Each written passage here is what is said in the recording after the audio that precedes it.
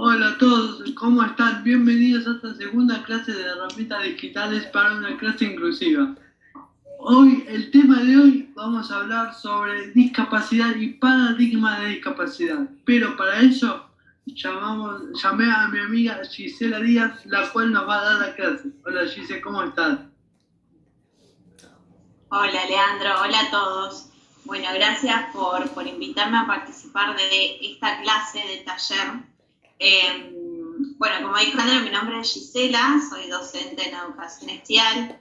Mi recorrido laboral y profesional fue por el ámbito actualmente de educación, que es lo que nos compete a todos, y también estuve trabajando en el campo de salud con personas con discapacidad. Y es por eso que me invitaron tanto Fernando como Leandro a participar de este taller y de esta clase en particular, donde, como bien Leandro dice, hablamos un poco de la definición de discapacidad, de un breve y acotado paradigma de la historia de la discapacidad, cómo fue evolucionando este concepto, y vinculándolo a educación, la normativa vigente en relación a la educación inclusiva y en particular al servicio de inclusión. Y bueno, adjuntaremos bibliografía complementaria para que esto no quede en esta clase y puedan seguir capacitando y sabiendo además de la normativa vigente. ¿Les parece si comenzamos? Bueno, como dijimos, lo que vamos a hablar un poco es de lo que hablamos cuando hablamos de discapacidad, algunos paradigmas de la discapacidad. Me gustaría un poco reflexionar o que ustedes puedan pensar y ser un poco más críticos acerca de lo que ha quedado de resabios de algunos paradigmas de la discapacidad en lo actual y, bueno, la normativa vigente con lo que es la educación inclusiva. Hacemos una breve reseña histórica en lo que creemos y compartimos con los profes en relación a los modelos de la discapacidad. Solo nombramos 3, pero si ustedes siguen investigando van a ver que existen otros modelos intermedios en los cuales estos me parecieron como los más significativos y los que de alguna manera perduran en la actualidad. El primero vamos a hablar como de la historia muy pasada de la discapacidad, el modelo de la presidencia. Vamos a la otra. El modelo de la presidencia lo ubicamos muy antiguamente en el siglo V y entre el siglo XIII, o sea, muy para atrás. Aquí hay influencia de la Iglesia, por supuesto, en donde la concepción de la discapacidad se la pensaba como algo demoníaco, o sea, como algo que estaba sumamente contrapuesto a lo que es lo bueno, si es que podríamos decir, hasta del cielo, porque ahí está el demonio, en donde justamente la discapacidad no era pensada para personas, ni siquiera las personas con discapacidad eran concebidas como personas, y además como que no tenían las capacidades ni las posibilidades de serle productiva a esa sociedad. Generalmente las personas con discapacidad en ese momento, y lamentablemente, eran torturados o lastimados, y los que sobrevivían generalmente estaban aislados. Pero bueno, este fue el primer modelo o cómo se pensaba en ese momento las personas con discapacidad. Quisiera solamente nombrar que siguen habiendo en algunos lugares escuelas especiales actualmente religiosas. Por supuesto que este modelo hoy no representa ni sucede, pero sí es posible pensar que todavía hay influencia por parte de la religión, y aquí no pongo ningún nombre, en relación a la discapacidad. Generalmente estamos aquí en Argentina, pero en Buenos Aires particularmente, generalmente las escuelas especiales religiosas están en el interior, en las provincias generalmente. Así que, bueno, aquí hay uno de las influencias que todavía persiste en la actualidad. Siguiendo con el otro modelo, el modelo médico, y ya ahí avanzamos con los siglos y con el tiempo, esto lo ubicamos dentro del siglo XIX y XX, XVIII y XIX, mejor dicho, perdón, en donde aquí el modelo médico toma gran influencia de la discapacidad, ya se separa un poco de lo que es la religión, en donde la connotación que tenía la discapacidad era en un síntoma. Así como hablamos de síntomas, también hablamos de diagnóstico, y si hablamos de diagnóstico, también hablamos de pronóstico. En este modelo en particular, y que aún tenemos influencia, porque se trabaja en conjunto también con lo que es la actualidad, el modelo médico o la medicina, y el movimiento social que hoy tiene la discapacidad, se pensaba a la persona con discapacidad como algo individual, como en un carácter individual, en donde allí empezaron a surgir instituciones y establecimientos para la rehabilitación de lo que esa persona había perdido o lo que había que compensar. Es por eso que ahí surgen y se construyen centros de rehabilitación, terapias. Ahí hay todo un movimiento nuevo que no estaba surgiendo en los otros modelos, ni hablar de la presidencia, en donde el modelo médico, además de lo que es la mecanización del cuerpo, porque hay que pensar que en ese momento había también influencias de la revolución industrial, esto del cuerpo mecanizado, donde la persona con discapacidad justamente debía rehabilitarse para ser competente para esa sociedad, serle productiva. Y bueno, y además empiezan a estar esta norma de, bueno, justamente, la normalidad, ¿no? Empieza a ver lo que es normal y lo anormal. Y lo anormal justamente entraba en ese momento las personas con discapacidad. Para repensar un poco también de lo que es los resabios del modelo médico, vuelvo a hablar que estamos en Argentina, en Buenos Aires, hay muchas escuelas un poco más escasas dentro de lo que es Buenos Aires, muchas más en las de interior, pero siguen habiendo o existiendo escuelas en las de nivel, las comunes, en las que todavía tienen el nombre de escuela normal número 5, 6, 7. O sea, pensemos que todavía estamos nombrando escuelas para personas normales, a las cuales no adhiera ninguna, pero siguen habiendo resabios, no solo en el modelo de la presidencia, sino también en el modelo médico para comparar y estigmatizar un poco la niñez o las infancias. Pero aquí viene el paradigma actual, rompe con todos estos modelos, el modelo social de la discapacidad, en donde ya no se piensa en la persona con discapacidad desde su individualidad, sino ahora se repiensa dentro del contexto, ¿no? Dentro de un conjunto de pares en los que pueden incluir o no personas con discapacidad.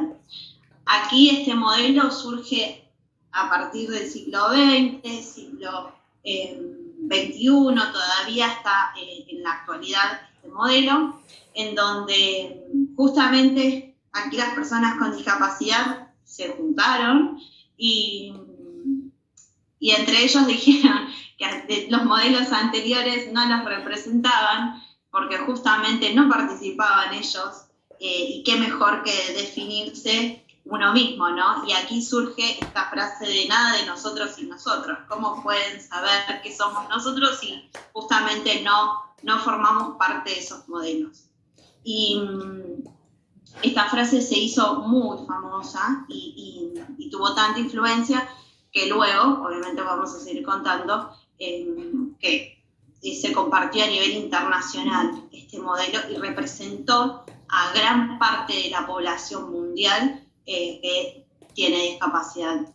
Aquí la discapacidad, bueno, no queda reducida en el déficit, que es parte del modelo médico, sino en interacción con el entorno. Eso quiere decir, la discapacidad va a ser resultado de las características o particularidades de cualquier persona con la interacción con el entorno. es a partir de este resultado es que se dan las ventajas o desventajas.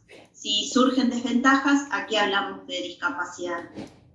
Es por eso que anteriormente en el modelo médico se pensaba dentro de la individualidad de la persona y aquí dentro de lo que es en forma colectiva. Es por eso que las condiciones ya no es una sola, no es física, sino es a partir de condiciones sociales, políticas, educativas, de salud, culturales, en las actividades y relaciones interpersonales de cualquier persona. Es por eso que este modelo hoy nos representa, hoy está en vigencia y es tan importante porque el concepto de discapacidad ahora es definida como un movimiento social. Eso quiere decir que va a ir evolucionando. Como ahora no nos representa el modelo médico ni el modelo de la presidencia, en algún momento puede surgir o no que el modelo social ya no represente. Y es por eso que este concepto va a ir evolucionando, porque justamente la sociedad también va modificándose y abriéndose a otras perspectivas. Hoy hablamos del modelo social y nos representa. Así que me parecía importante que poder nombrárselas, poder que ustedes también puedan seguir buscando información sobre este modelo y seguramente prontamente esté cambiando hacia otro paradigma. Hablando del modelo social, a partir de este surgimiento del modelo social y de nada de nosotros sin nosotros, es que a nivel mundial se creó la Convención de los Derechos de las Personas con Discapacidad. Es la próxima diapositiva. Okay. Voy a hacer hincapié en esta parte, en las fechas. Porque bueno, hoy actualmente me resulta como algo que, bueno, se da por sentado, como algo que, ¿cómo está aclarando esto otra vez? Pero me parece importante pensar que recién, en el 2006, la Asamblea General de las Naciones Unidas crea esta Convención Internacional de los Derechos de las Personas con Discapacidad, en donde se prevén medidas políticas, económicas, sociales, civiles y culturales que van a proteger los derechos de las personas con discapacidad y sus familias. Recién en el 2006, son 14 años de que las personas con discapacidad internacionalmente se reconocen sus derechos humanos. Así que no me parece mínimo esto de repetir las fechas, porque anteriormente a eso, a mi consideración, justamente quedaba consideración de cada país, de cada estado, de cada escuela, de cada centro de salud, de cómo tratar o no a una persona con discapacidad. Y justamente lo nombramos como persona con discapacidad, es persona, o sea, tiene los mismos derechos que cualquier otra.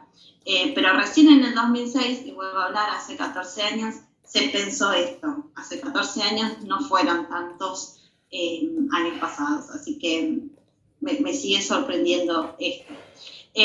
Justamente en la convención, los países firmantes, entre ellos Argentina, que firma en el 2007, ratifican conocer todo lo que dice la convención, en donde los estados van a garantizar que las personas con discapacidad sean iguales ante la ley y evitar cualquier tipo de discriminación por razón de su discapacidad, que puede ser temporal o permanente. Esta convención, seguimos en la siguiente diapositiva, consta de 49 artículos que abarca todos los ámbitos de las personas con discapacidad. Algo ya nombramos, ¿no? Civiles, culturales, bueno, los básicos, salud, educación, trabajo, pero no solo eso, sino también los de ocio, los de no discriminación, las mujeres con niños, o sea, son todos los aspectos de cualquier persona, tenga discapacidad o no, que viva en sociedad, con el objetivo primordial de reducir la desventaja social y la eliminación de barreras que impidan la participación de la persona con discapacidad dentro de la sociedad. Aquí da de alguna manera algún indicio de la influencia del modelo social. Ya no se habla de déficit o de diferencias, sino en las limitaciones o barreras para el aprendizaje. Bueno, en el caso de educación es para el aprendizaje, pero para la participación. O sea, ya estamos hablando de que la convención sienta bases en el modelo social de la discapacidad. Como esta clase es justamente para una clase inclusiva, y aquí estamos todos pensando en el ámbito de la educación, solo vamos a nombrar un artículo de la convención, que es el artículo 24. Vuelvo a repetir los años porque soy un poco insistente en ese tema. Hace 14 años que las personas con discapacidad y que los estados firmantes, entre ellos Argentina, debe garantizar el derecho a la educación de las personas con discapacidad en igualdad de oportunidades que los demás. Hace 14 años. Para eso los estados firmantes deben garantizar esto, incluirlos en el sistema general de educación. Obviamente que esta enseñanza va a ser obligatoria y gratuita, en primaria y en secundaria, en igualdad de condiciones, y además debe garantizar los apoyos necesarios para facilitar esta formación y que sea real, por supuesto.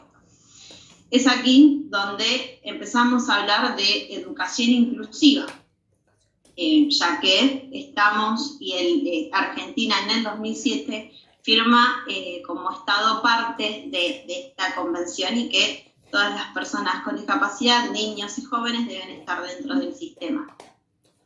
Es por eso que hablamos de educación inclusiva. Seguimos a la otra. Bueno, la educación inclusiva, y en particular para las personas con discapacidad, también fue modificándose.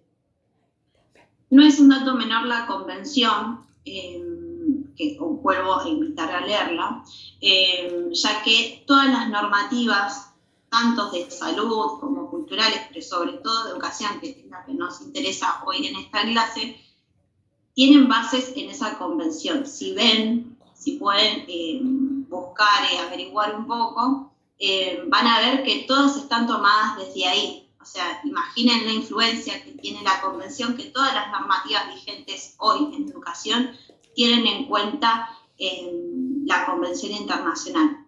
Allí también las de salud y demás, pero esta convención vino a estar justamente para quedarse, y allí salen todas las normas que están en vigencia.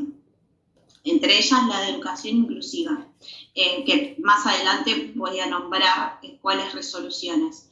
Y vamos a ahondar un poco por arriba, porque las resoluciones realmente son extensas, necesitan como un tiempo de elaboración, pero vamos a hacer como un pantallazo general, como para que después, si quieren profundizar, y obviamente si quieren consultar, después lo podamos hacer, pero en este momento vamos a ir un poquito más rápido. Bueno, pensar en la educación inclusiva va a ser justamente en donde el punto de partida es pensar en la escuela para todos, en la escuela común, en la escuela de nivel, ya no en la escuela normal, justamente, en donde hay garantías y hacer efectivo el derecho universal a la educación. Antes se hablaba, en vez de inclusión, de integración, pero podríamos pensar que justamente integrar, o la integración de las personas con discapacidad, hacen o sientan bases en lo que podría ser el modelo médico, justamente, porque allí, cuando integramos, justamente, hacemos énfasis en lo individual. Generalmente es traer a una persona con discapacidad, un niño, un joven, hacia un aula en donde no están justamente incluidos todos. Esto de tengo 40 alumnos y un incluido o un integrado. Justamente la educación inclusiva hace que todos seamos parte, en donde la diversidad y pensar en aulas heterogéneas es positivo, y justamente pensar en el punto de partida, no en cómo aprenden todos, de la misma manera, sino cómo son las particularidades de todos los estudiantes, y allí pensar en un plan o en una planificación de un contenido. La educación inclusiva tiene dos principios, y pasamos a la siguiente diapositiva. Primeramente, tener la visión de la diversidad y no de la homogeneidad, justamente, pensar en aulas heterogéneas y no homogéneas. Y aquí también la influencia de la convención y del modelo social de la discapacidad en identificar y minimizar barreras para el aprendizaje y la participación de cualquier niño o cualquier joven dentro del sistema educativo. Y si pensamos en barreras, capaz cualquier otra persona piensa en, bueno, barreras arquitectónicas. Pero dentro de los que son las resoluciones de educación, particularmente del servicio de inclusión, porque la modalidad especial, y eso también lo nombré, tienen 3 servicios generalmente: el servicio de domicilio, el servicio de inclusión y el servicio de sede. O sea, siguen habiendo escuelas especiales en donde las aulas tienen todos estudiantes con discapacidad. Generalmente cada día son más reducidas porque se piensa y se apuesta en lo que es la educación inclusiva. Es por eso que las barreras que se detallan en lo que es la resolución no solo son barreras físicas, en las que pueden haber, por supuesto, sino también están barreras actitudinales, barreras cognitivas, barreras sociales de comunicación, y allí ya no está puesto en foco si, por ejemplo, ese niño con discapacidad tiene lenguaje o no, sino que la barrera para la comunicación es si los profesores y compañeros saben, por ejemplo, sistema en braille, si saben lenguas de señas, si saben el sistema de pictogramas.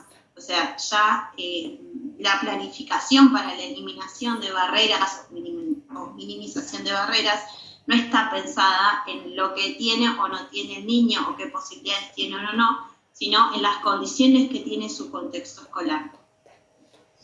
Y es por eso, bueno, un poco ya lo habíamos adelantado, las diferencias entre integración e inclusión. Esto que la integración tiene una concepción individual de la persona, y ahí está la perspectiva curricular individual para el estudiante. En cambio, la inclusión queda en esto, en la observación del contexto escolar y social, y por ende, para minimizar o eliminarla, de darle apoyos, justamente, para que favorezcan los aprendizajes y hagan menos capacitantes a los entornos. Esto es puramente modelo social. Quise hacer como esta diferencia como para que cada uno reflexionemos qué decimos cuando decimos. Obviamente que las denominaciones del docente de apoyo en inclusión o de la maestra de apoyo en inclusión, que antes era maestra integradora, bueno, a ver, no hay que ser estigmatizados ni justamente ser extremistas de lo que se dice o lo que no, sino que podamos reflexionar, si es la palabra, ser críticos, de que ahora que tenemos la información de lo que decimos. Bueno, justamente, de esto habla la educación inclusiva. Pasamos a la siguiente. Bueno, un poco ya lo habíamos planteado, ¿no? Plantear las diferencias como punto de partida, en donde se va a proveer de diversos y múltiples medios, recursos, apoyos, actividades para cada uno de los estudiantes con sus saberes y posibilidades. Y aquí ya no ponemos el nombre de estudiantes con o sin discapacidad. Es estudiantes y es toda el aula en general. Ya no se piensa en, justamente, tengo un contenido y lo modifico para todos, sino pensar en ese todos y allí ver cómo trabajar ese contenido. De esto habla la educación inclusiva, pensar en las diferencias como punto de partida para planificar una clase o lo que sea, y no como un punto de llegada. Pasamos a la otra. Bueno, aquí solamente para los que quieran ahondar un poco en lo que es las normativas. Otra vez insisto que la convención es lo más importante porque de aquí sale todo lo demás. Sale la Ley de Educación Nacional, provincial, y las del Consejo Federal de Educación. O sea, imaginen la influencia que tiene la Convención de los Derechos sobre las Personas con Discapacidad. Y como para reflexionar y como para pensar, tenemos tanto por seguir caminando dentro de lo que es el paradigma y la convención y modismos de cómo dimos. Ahora que sabemos justamente, no es lo mismo decir y no saber de dónde viene, pero con un poco de lo que hablamos de los paradigmas, podríamos pensar no solo que hay resabios y que hay cuestiones y formas de denominar que ya no van, que ya no tienen lugar, sino también en nuestras prácticas. Como comenté al principio de la clase, yo actualmente trabajo como docente de apoyo a la inclusión, que también nos decimos DAI o MAI, es igual, como para achicar los tiempos. Nos denominamos MAI o DAI. A mí me pasó particularmente que en distintas sesiones con distintos estudiantes, sus compañeros me han preguntado por qué eran usuarios de silla de ruedas o por qué utilizaban andador, y me parece importante que se pueda hablar de discapacidad dentro de un aula. Y en ese momento en donde los compañeros me han preguntado por qué su compañero era usuario de silla de ruedas, se me ocurrió la intervención de que justamente nada de nosotros y nosotros, los mismos estudiantes que el usuario de silla de ruedas pueda decirse por qué lo usaba. Si bien voy a decir la verdad que un poco de miedo me dio, porque no sabía que iba a surgir, obviamente que vi que mi estudiante tenía la capacidad y la posibilidad de poder expresarse, lo dijo de una manera excepcional. O sea, pudo tener el lenguaje de una misma persona, o sea, en el mismo contexto, y le pudo dar una respuesta, que eso es lo que me parece más importante justamente cuando hablamos de discapacidad, hacia quién y cómo nos referimos. Entonces, me gustaría que aquellos aspirantes a ser docentes, ya sea de escuelas de nivel o de la modalidad, se puedan llevar esto, de nosotros sin nosotros, y que justamente a veces la mejor respuesta la tiene ese niño o niña o joven o adulto con discapacidad de cómo es. Y aquí es donde devienen todas estas leyes que sustentan esto.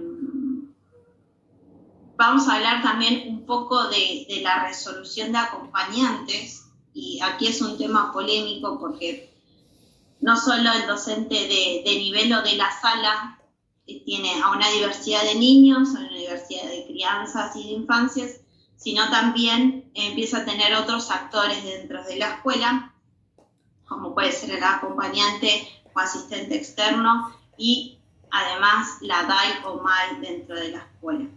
Es por eso que me gustaría un poco diferenciar. Bueno, aquí tenemos los campos de intervención en la diferenciación entre el docente de apoyo a la inclusión o maestra de apoyo a la inclusión y el acompañante o asistente externo. Muchos nombres, porque van cambiando, pero lo importante es qué rol ocupa cada uno dentro de lo que es la escuela de nivel. Y realmente entiendo cuando la docente de nivel no sabe, porque, como digo, la normativa también va cambiando, y se sabe poco a veces, o no hay tantas respuestas cuando tenés un montón de personas dentro del aula. Es por eso que hacemos esta diferenciación entre campos de intervención y podemos charlar un poquito más de cómo interviene en general la modalidad especial dentro de la escuela de nivel, porque no solo está la docente de apoyo a la inclusión.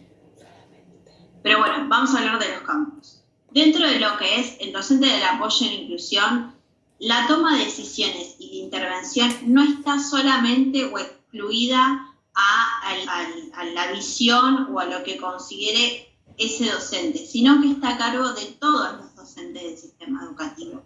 Y eso quiere decir la DAI o MAI, la docente de apoyo a la inclusión justamente es lo mismo, la docente de la escuela o de la sala, está también los equipos, el equipo técnico, el equipo de conducción, no solo de la escuela de nivel, sino también de la escuela especial. Es por eso que se habla de un trabajo de corresponsabilidad.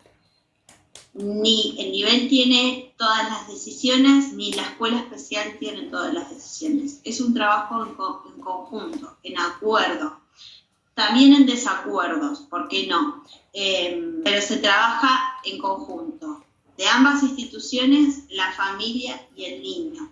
Y es por eso que a partir de allí es donde se construye la propuesta educativa pedagógica, antes llamada también PPI, que es definida para el estudiante.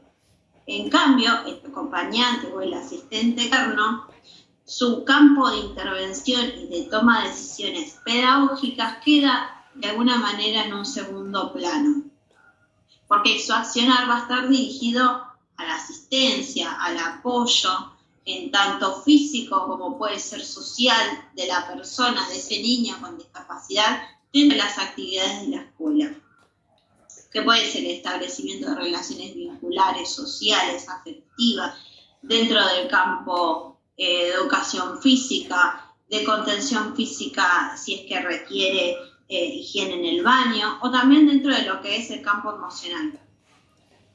Es por eso que el acompañante y el asistente externo, si bien es un trabajo en conjunto y no queda por fuera de la escuela, no tiene tampoco excluido la responsabilidad de tomar decisiones pedagógicas.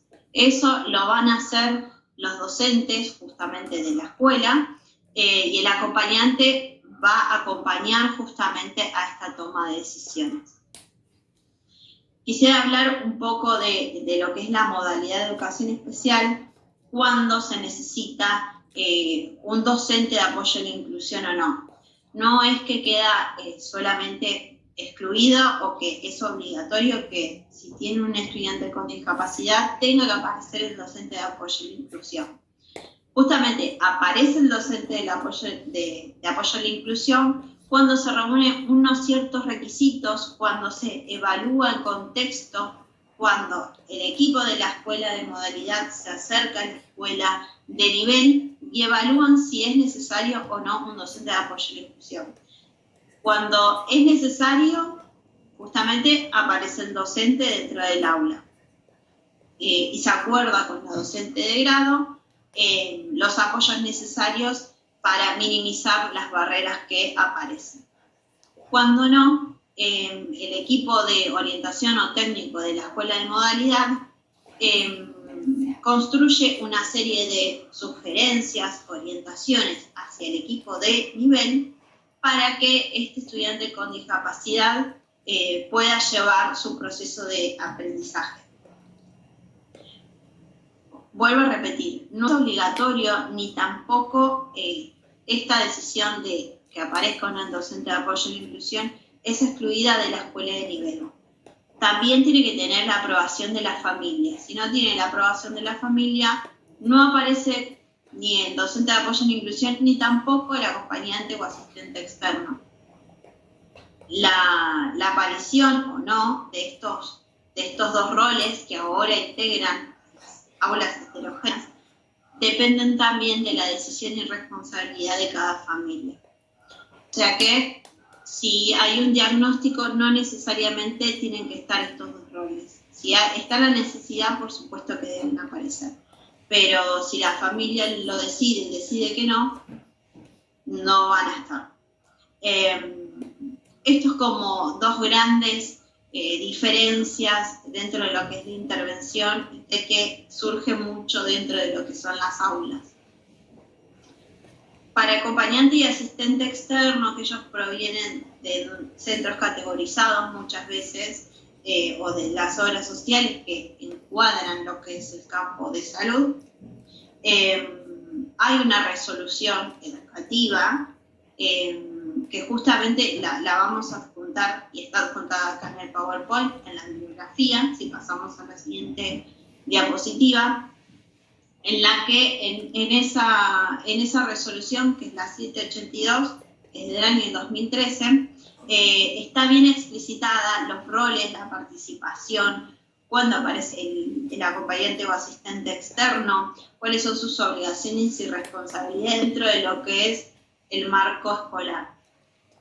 La resolución 1664, que es un poco más actual, 2017, es la que encuadra la educación inclusiva y particularmente el rol del docente de apoyo a la inclusión, o maestra de apoyo a la inclusión. Además, no solo define los campos de intervención y el rol, sino también la responsabilidad de los equipos de conducción y equipos directivos de ambas instituciones, las de nivel y la modalidad, y cómo se construye y se configura la PPI, la propuesta de apoyo a la inclusión. Aquí están, bueno, justamente, insisto en que puedan leer la Convención Internacional sobre los Derechos de las Personas con Discapacidad y el modelo social de la discapacidad. Como dijimos al principio, esta concepción y de lo que hablamos cuando hablamos de discapacidad va a ir cambiando, va a ir evolucionando. No hay que ser escépticos en cómo se define o qué decimos, justamente cuando no sabemos de dónde proviene lo que decimos. Y bueno, si necesitan y si quieren saber un poco más, invito a que puedan estas 4 bibliografías que son las actuales, porque también hay muchas, consultar, también consultarme, para justamente ser críticos y reflexivos de lo que decimos cuando hablamos de discapacidad. Como profesional y como trabajo con personas, es importante poder instruirse porque las palabras a veces duelen cuando no nos referimos bien, podemos hacer daño cuando no es nuestra intención. Entonces invito a que puedan capacitarse y también celebro que hoy estén aquí en este taller porque sin duda habla de que son responsables de su trabajo, de su futuro trabajo o profesión.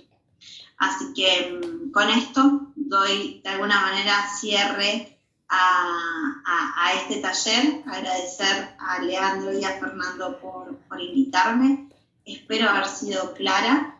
Por supuesto que estoy para consultas, también estoy para críticas, que de esto se trata un poco aprender. Y bueno, agradecerles. Espero que puedan consultar la bibliografía, si no las vamos a juntar.